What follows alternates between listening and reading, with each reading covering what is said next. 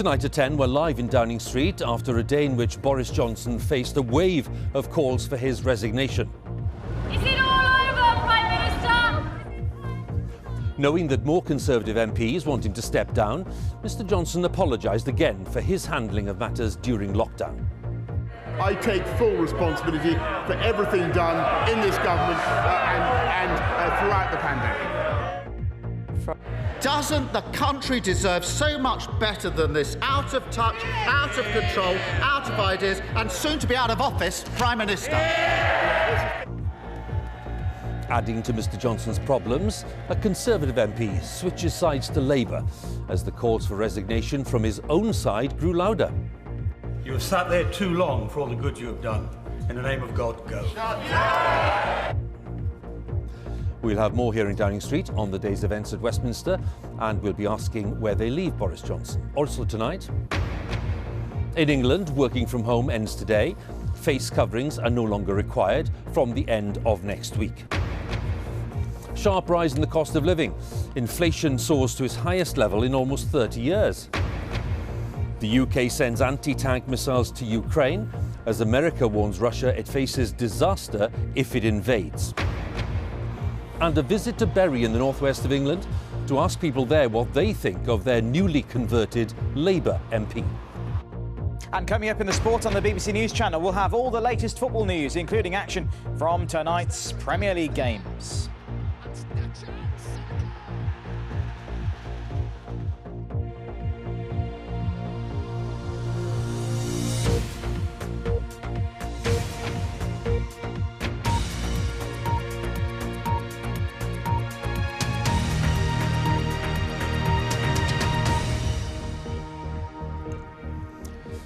Very good evening. We're live in Downing Street, where the Prime Minister, Boris Johnson, is no doubt reflecting on a rather turbulent day.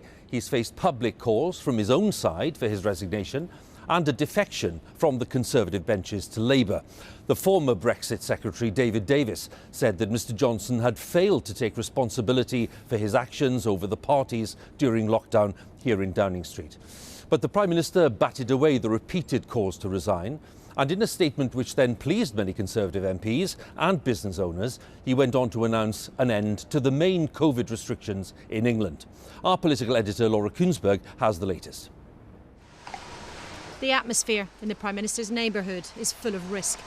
Danger dangles all around for Boris Johnson. Uncertainty hanging in the air.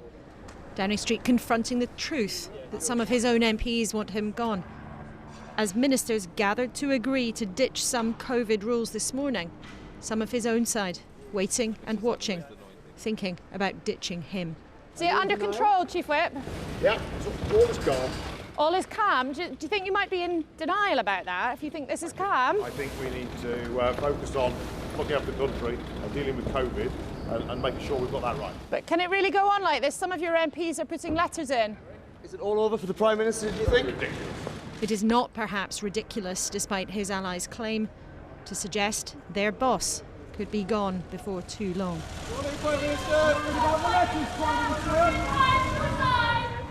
It was no ordinary Wednesday. Pressure on Boris Johnson after weeks of claims about what went on in Number 10 during lockdown. 20 MPs who discussed sending letters of no confidence in their leader. Then a shock. Political chat interrupted.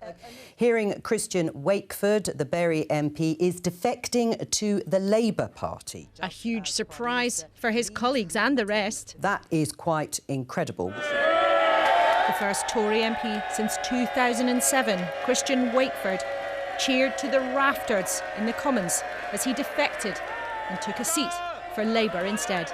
Can I start by warmly welcoming the honourable member for Bury South to his new place in the House and to the Parliamentary Labour Party. Mr Speaker, like so many people up and down the country, he has concluded that the Prime Minister and the Conservative Party have shown themselves incapable of offering the leadership and government this country deserves. A sting from Keir Starmer at a vulnerable moment for Boris Johnson. And as for Bury South, Mrs. Speaker, as for Bury South, let me say to... In a Union Jack mask, the new Labour MP opposite, not behind the Prime Minister this time. We will win again in Bury South at the next election under this Prime Minister. There was more energy from the Prime Minister today in a chaotic Prime Minister's questions as he sought to stand and fight, mocked by the Labour leader. Doesn't the country deserve so much better than this out of touch, out of control, out of ideas, and soon to be out of office Prime Minister? Mr. Speaker, when the history of this pandemic comes to be written, and the history of the Labour Party comes to be written, and believe me, they are history and will remain history, Mr. Speaker, it will show that we delivered while they dithered, and we vaccinated while they vacillated, Mr. Speaker. Then just when he thought he might have got through without a new wound, a brutal blast from his own side. A prominent Tory quoting Cromwell to try to oust the leader of the Tories' 21st century revolution. I expect my leaders to shoulder the responsibility for the actions they take. Yesterday, he did the opposite of that. So I'll remind him of a quotation: "You have sat there too long for all the good you have done. In the name of God, go." David Davis and Boris Johnson used to be allies of a sort. What a day, you hear the Speaker aghast. What a day. What else to say? Hi, good to see you again.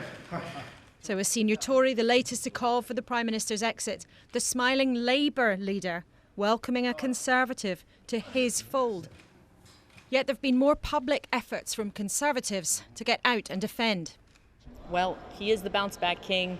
I've always supported Boris, and I wouldn't be an MP here if it wasn't for him.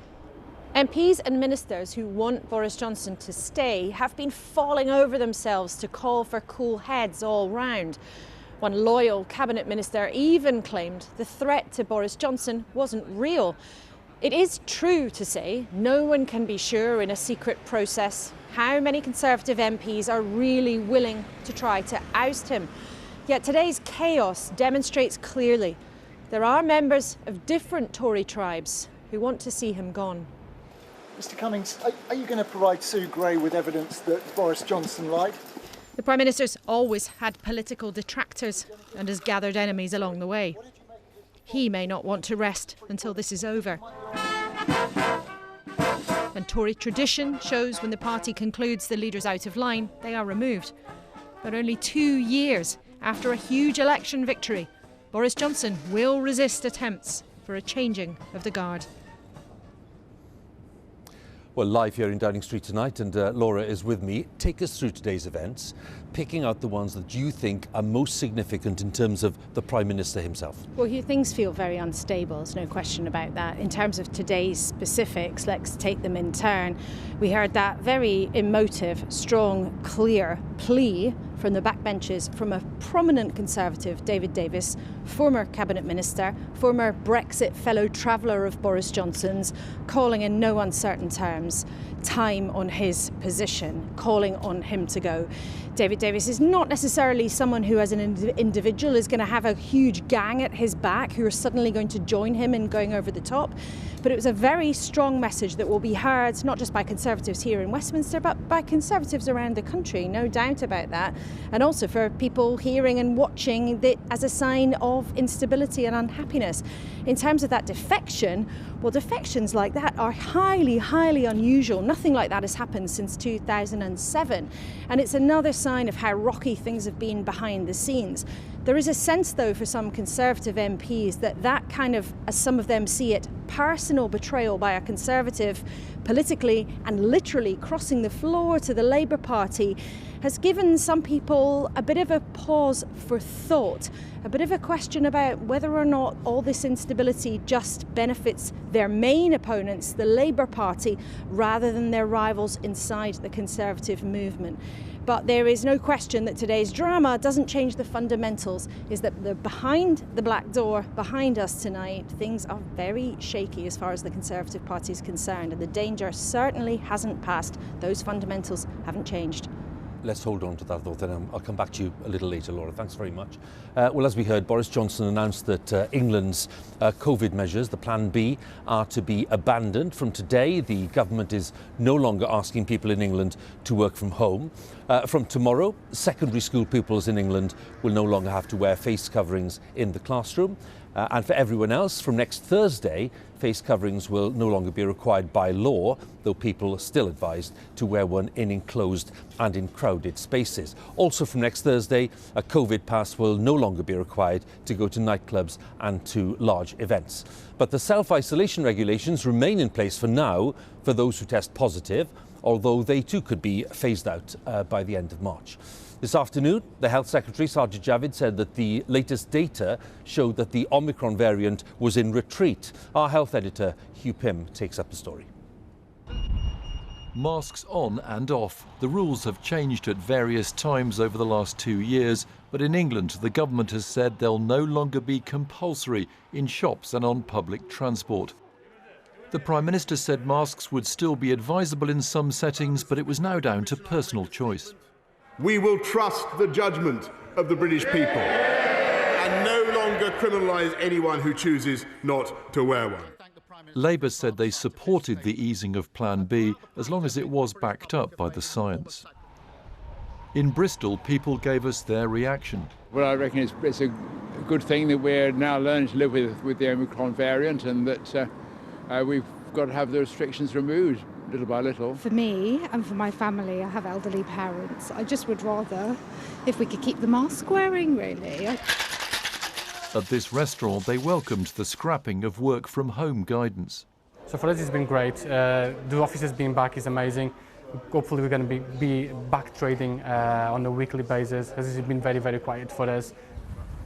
So what is the trend now for COVID cases? One of the most authoritative sources is the Community Infection Survey by the Office for National Statistics, which picks up those without symptoms. According to the ONS, COVID infections in the UK fell last week for the first time since late November. It's estimated 3.4 million people had the virus. Infections came down in much of the UK, including in England, where 1 in 20 people had the virus, and in Wales with 1 in 25, and Scotland 1 in 20. But in Northern Ireland, also with 1 in 20, the trend was said to be uncertain. And the head of the ONS thinks this is a significant moment.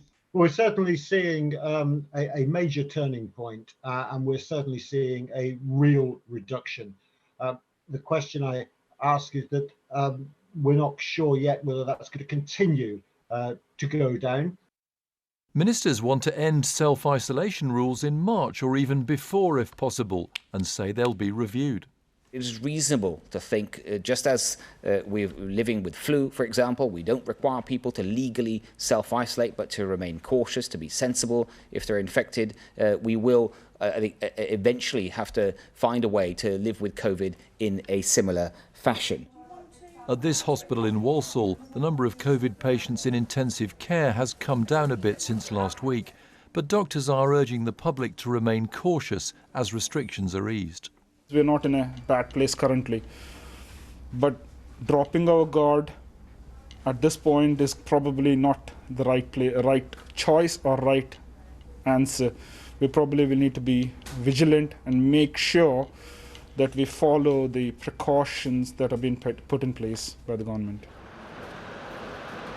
In Scotland, mandatory mask wearing will continue in most indoor public spaces, though most other restrictions will be lifted from Monday. In Wales, nightclubs can reopen at the end of next week, though they'll remain closed for now in Northern Ireland. The devolved nations are moving at differing speeds, charting their own courses through this stage of the pandemic. Huw, BBC News. Let's talk a little more then about some of the changes that have been announced today. And Simon Jack, our business editor, is with me. Talk us through the changes, Simon, and tell us what kind of reaction you've been picking up. Well, business groups, pretty warm welcome from them. If this means the end, this lurching in and out of various types of restrictions, then this could be a very significant moment. It's been very economically damaging. It's sapped consumer confidence. Those groups like the CBI are saying the working from home with immediate effect, that's been abandoned in England. That could be a very big thing indeed, because it is harmed trade in our city centres. The UK hospitality industry has things like mandated COVID certificates, has really harmed trade in places like nightclubs. So all round pretty good. Some caution for employee groups, unions for example, saying there may be some pressure on workers to go back to workplaces which might not be ready for it, and in their own personal lives they might need to rejig it, things like healthcare. But I think that although the guidance in England has changed, the reality of people's lives may not. I was talking to someone the other day and said, if an employer wants me to work 3 days a week in the office, it's a flat no. So I think, as I say, things may have changed going back to some sort of normality, but that relationship, that conversation, that balance of power, if you like, between employer and employee may have changed forever. Simon, many thanks again. Simon Jack there, our business editor. Let's stay with the pandemic and the latest figures, which show that there's been a slight increase in the number of people testing positive for coronavirus. There were 108,069 new infections recorded in the latest 24-hour period. On average, just over 93,000 new cases were reported per day in the past week. The number of people in hospital has fallen slightly, with just under 19,000 yesterday, and the number of people seriously ill on ventilators has also fallen slightly. There were 359 deaths reported in the latest 24-hour period, people who died within 28 days of a positive test, though there will be some among that number who won't have died from COVID. On average in the past week, 266 deaths were announced every day. Now on vaccinations, over 36.5 million people have now had a booster jab, and that means that nearly 64% of people aged 12 and over have now had 3 vaccine doses. Well, now here in Downing Street, for the Prime Minister and indeed the Chancellor at number 11, there's an added difficulty to deal with, which is the sharply rising cost of living. Prices have risen at their fastest rate in almost 30 years. Inflation climbed to 5.4% in December. It's been driven up by the soaring cost of food and energy, among other things. And the figure is more than double the Bank of England's official target for inflation. The last time inflation was higher was in March of 1992, when it was 7.1%. And with gas and electricity prices expected to rise sharply in the coming months, experts are warning that there is worse to come. Our economics editor Faisal Islam has more details. Up go the prices. This independent food retailer in Ashford in Kent has to move rapidly to keep up. Every week when I get my invoice, I check it against my price list. Oh, need to put that up because, you know, the cost has gone up, and some of them go up in between the catalogue being published every other month to the invoice coming through. Just tick these off. As a supplier of locally produced food, but also as a consumer and parent, today's figure reflects the very real experience for the likes of Kate. The price of everything's gone up. You have to make decisions as to what luxuries you then want. It's not, you know, we haven't been on holiday not just because of a global pandemic, but maybe because we can't afford it either. You know, there's various different reasons why, and I think it's all come in to a head all at once. 40 miles to the north is the Isle of Grain, where goods, electricity and gas enter the country from around the world, and where the UK is importing energy at record high prices. It's been these energy costs that have pushed inflation so high, but in December that spread to food prices, pushing the main measure up to 5.4%, the highest level for 3 decades, well over the 2% target for inflation set for the Bank of England. And forecasters fear that overall inflation could go as high as 7% in the spring. That can be seen in this increasingly common sight, a tanker of frozen liquid American gas unloading a third of daily British demand in Kent. Tankers such as this that have come from Texas are only here in record numbers in Europe and the UK because of the record prices your energy companies and power companies have paid for that gas that normally goes to the Far East. It means that there's an inevitable, inescapable impact on consumer bills and potentially for the taxpayer. The only question is when this is paid for and whether this will lead to a further round of price rises and higher inflation. The inflation rate shooting up means that some bills pegged to these figures, such as mobile phone, broadband and some rail fares, will automatically go up too. All of that is putting pressure on company bosses like here at this high-end radiator factory in Birmingham to raise wages for his workers. We've paid them a winter fuel allowance off our own backs because we recognise we don't want them to be worrying about how they're going to keep the heating on, particularly for a business like ours, which is about heating. Yeah. So we've done that with them, but I could see that they are going to have to start coming back to us and looking for more money. Of course they are. Cost of living is going up. You're seeing the spiral coming. Absolutely. Here comes the spiral. Those discussions are taking place. But that's going now. to increase prices again. Of course it is. So we've had 3 price increases. We've been forced to put our prices up 3 times. The Bank of England Governor Andrew Bailey expressed very great concern today about the crisis in Ukraine prolonging the energy shock. More inflation is already in the pipe, and not now just in our radiators. Faisal Islam, BBC News.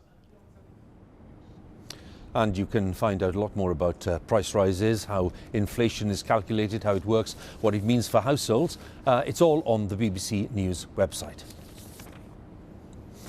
Now, in the past hour, President Biden in the US has warned that it would be a disaster, in his words, for Russia if it invades Ukraine, and said it would suffer heavy human losses if that happened. Russia has around 100,000 troops deployed at the border, but denies that it's planning any military action. Earlier today, the US Secretary of State Antony Blinken arrived in Ukraine and urged President Putin to choose the diplomatic route. Well, our diplomatic correspondent Paul Adams has more details. British military equipment arriving in Ukraine, short-range anti-tank missiles with a small team of trainers to follow. The latest Western gesture of support for a country facing a mounting threat from Russia. Diplomatic support too. The US Secretary of State Antony Blinken flew to Kiev, promising relentless American efforts to prevent Russia from invading. Washington's message to Ukraine's President Volodymyr Zelensky: there will be no talks about you without your involvement. And tonight, another expression of support direct from Washington. If they actually do what they're capable of doing with the force amassed on the border, it is going to be a disaster for Russia if they further invade Ukraine, and that our allies and partners are ready to impose severe cost and significant harm on Russia and the Russian economy. And all the while, Russian troops maintain their menacing presence on Ukraine's northern and eastern borders. Now in neighbouring Belarus too, preparing for what are called joint military drills. American officials say these could be used as a cover for an invasion of Ukraine. Kiev says it has what it takes to withstand an attack. We have 261,000 in our Ukrainian army. We have the options to have territorial defending forces, 130,000. We have 400,000 veterans of Ukrainian-Russian war. So I'm sure that we have a capacity to deter this activity from Moscow. Last week, we saw a diplomatic trail that crisscrossed Europe from Geneva to Brussels and Vienna. At the end of it, the Russian Foreign Minister, Sergei Lavrov, appeared to throw in the towel. Our patience, he said, is at an end. But here we are, 4 days on, and the process is actually shifting up a gear. Mr. Lavrov and Antony Blinken are due to meet on Friday, once again in Geneva. The talking, it seems, is not quite over. But the tremors of this crisis are being felt right across Europe. On the Baltic island of Gotland, Sweden is beefing up its presence, concerned about nearby Russian activity and what it calls Russia's direct threat to Europe's security. Paul Adams, BBC News. As I mentioned, President Biden having some rather strong words in that news conference earlier. Let's talk to our North America correspondent, Gary O'Donoghue, who's at the White House. What did you make of the language used and the kind of substance behind the words, Gary? A real significant increase, I think, in the rhetoric from Joe Biden today vis-à-vis Russia, a real upping of the language and the intensity, talking about Russia facing consequential, real, heavy loss of life if they were to move into Ukraine, and a reflection, I think, of that $600 million that Joe Biden has just agreed in lethal support, lethal military support to Ukraine, warning Russia of those serious consequences, and also saying that he believed Russia would test the West, as he put it. They may well move in on Ukraine. He also said if that were to happen, Huw, that there would be significant increases in NATO troops and US troops, specifically in Poland and Romania. So a real threat there to Russia. He also said he thought that perhaps Vladimir Putin hadn't quite made up his mind yet, that he was judging the long-term consequences. So there's a real moment, I think, arriving here where people behind me in the West Wing think the decision point is arriving shortly. Gary, many thanks again for the latest analysis there at the White House. Gary O'Donoghue, our North America correspondent. Let's take a brief look at some of the day's other news. A warning, there's some flash photography coming up here. A 31-year-old man has appeared at Tullamore District Court in Ireland, charged with the murder of the primary school teacher Aisling Murphy. Joseph Pushka is accused of killing her last week in County Offaly. The body of Miss Murphy, a talented musician and teacher, was found on the banks of the Grand Canal in Tullamore last Wednesday. International aid work has been stepped up in Tonga after the damage caused by the volcanic eruption and the tsunami. New pictures show the islands covered in a layer of volcanic ash, while in coastal areas, waves were tearing down trees and they ripped through buildings as well. International telephone links have been restored now in many areas, and ships carrying aid are expected to arrive by Friday. A Belgian court has sentenced a Vietnamese man to 15 years in jail after ruling that he was the ringleader in the trafficking of 39 migrants who were found dead in a lorry in the UK. The victims, all Vietnamese, were discovered on an industrial estate in Essex in 2019. Vo Van Hong was found guilty of having led a cross-channel trafficking operation based in Belgium. Let's have more then on our main story, because here in Downing Street, the Prime Minister's maybe reflecting on that turbulent day and the various events that we've been reporting on, including the defection of one of his own Conservative MPs to the Labour benches. Christian Wakeford is the MP for Bury South. He said the Conservatives had no leadership and no integrity under Boris Johnson. Our special correspondent Ed Thomas has been to Bury South to see what voters there are making of the day's events. How can he change without a vote? How can he change that without a vote? But it has, and it's all change in Bury South. Why have we voted in Redcliffe? What's the point of voting when you can change it any minute at a time? If you were to see Christian Wakeford today, what would you say to him? Well done. Why? Because of anger over lockdown parties and Boris Johnson. People are dying left, right and centre, and he just doesn't... He's a clown. He's apologised. He said he's deeply sorry.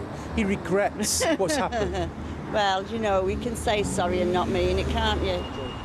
It had been a 2-decade wait for Bury South to cross from red to blue, only to turn back again within 2 years. Can I say my opinion? He's a daft.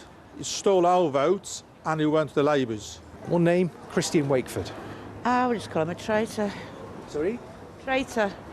I hope that it is the right thing to have done and that it will enable him to help his constituents more. He says he's done this because he's got no more faith left in Boris Johnson. Boris Johnson got us out of Europe and he's set this vaccination off. Now, I'm fine with that. But pressure is building on the PM, and so too is the frustration of some here who voted for him in 2019. Christian Wakeford's gone? Yeah, I think so. What's your reaction to the fact that he's become a Labour MP now? I don't blame him for changing to Labour. So, if there was a general election today, would you change your vote? Yes, definitely. What I did see with my own whites of my eyes, the fact that Her Majesty was sat there with history of her husband alone, yet the PM apparently has been having parties. And that's what's done it for you? That for me, I just think that's not a good leader, that. But others here remain loyal and refuse to waver. Your MP's defected. Yeah. He's gone from Conservative to Labour. What's your reaction to that? Well, I voted for him and I leafleted for him and canvassed for him in the 2019 election, but I wouldn't be voting for him again. How do you feel today? Betrayed. Wait for the facts to come out 100%, find out exactly what's gone on, and then made a decision, not just left when things don't look good for the Conservatives. And away from the political noise, the cost of living rises. You just look around you, the place is dead. And is that a frustration for you that people are talking about lockdown parties? It is, because it's almost as if they're wasting the time. There's more serious issues they need to be addressing. But right now, the focus is elsewhere. Ed Thomas, BBC News, Bury South. Well, some interesting contributions there from the voters in Bury South, Laura, and clearly feelings running high on both sides. You said earlier the fundamentals here for Boris Johnson, in your view, haven't really changed even after an eventful day like today. What did you mean by that? Well, there's been a lot of drama today, hasn't there? Big interventions in the House of Commons, a defection, which is a very unusual event. But those fundamentals are, we know there's been a lot of distress among the public about revelations about what's been happening in there during the pandemic. We know there's a deep well of concern and anger in the Conservative Parliamentary Party too. And remember why that matters so much is because it's Tory MPs who have the power to decide what might be next. And we know that some of them, we don't know how many, but we know that some of them have submitted those secret letters to call for a vote of no confidence that could see Boris Johnson out of office. But we also know today, and I think we saw real signs of that in the House of Commons today, we know that Boris Johnson is determined to try to hang on. But for all of those different factors, we know what might happen next could be decisive, and that is the official inquiry from the senior official Sue Gray, which is likely to report at the beginning of next week. She is likely to provide the details about exactly what was happening behind the black door through the emergency of the pandemic, those gatherings, drinks, do's or parties. That verdict will provide another decision point for the Conservative Party. And I think it's really only then when that emerges that we'll have something of a conclusion of whether or not what so many Tory MPs say in private, that they don't believe Boris Johnson can stay for that much longer. Are they really willing to actually take the kind of decisive action that could end the premiership of someone who won a huge victory at a general election only 2 years ago? That's something that not that long ago would have seemed like a fantasy. It's something that could be reality before too long. Yet at the same time, if we've learned anything over all this time that we've talked about politics in the last few years, things are very, very unpredictable. The mood in Westminster today has been pretty chaotic, and it's very hard to be sure what will actually happen next. Laura, we'll see what the next few days bring. Thank you very much. Laura Kuenssberg, of course, once again there with her analysis here in Downing Street. And that's it from us. A Newsnight on BBC Two with more analysis. Here on BBC One, it's time for the news where you are. From all of us here, have a good night.